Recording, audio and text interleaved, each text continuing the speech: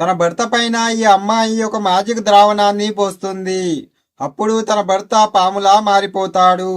అది చూసి ఆ భార్య అలానే ఆ భార్య ఎక్స్ బాయ్ ఫ్రెండ్ చాలా నవ్వుకుంటారు. అలానే తన భర్త పాముని బుట్టలో పట్టుకుని తీసుకుపోయి లోయలో పడేస్తారు.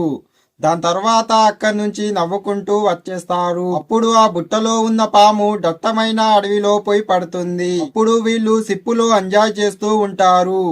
అప్పుడే ఈ పాము దగ్గరికి ఒక రాక్షస అనకొండ వచ్చి ఆ పాముని తినేతందుకు ఆ పాము వెనుక పడుతుంది. అప్పుడు ఆ పాము తన ప్రాణాలను కాపాడుకునేతందుకు ఆ పాముకు దూరంగా పరిగెడుతూ ఉంటుంది. అప్పుడే ఆ తొవ్వలో శివపార్వతులు వెళ్తూ ఉంటారు.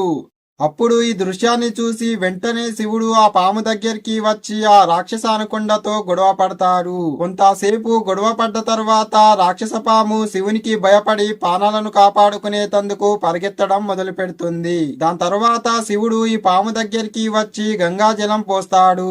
అప్పుడు ఆ పాము మనిషిలా మారిపోతుంది. దాని తర్వాత జరిగిన విషయాన్నంతా శివపార్వతులకు చెప్పుకొని చాలా ఏడవడం మొదలు పెడతాడు.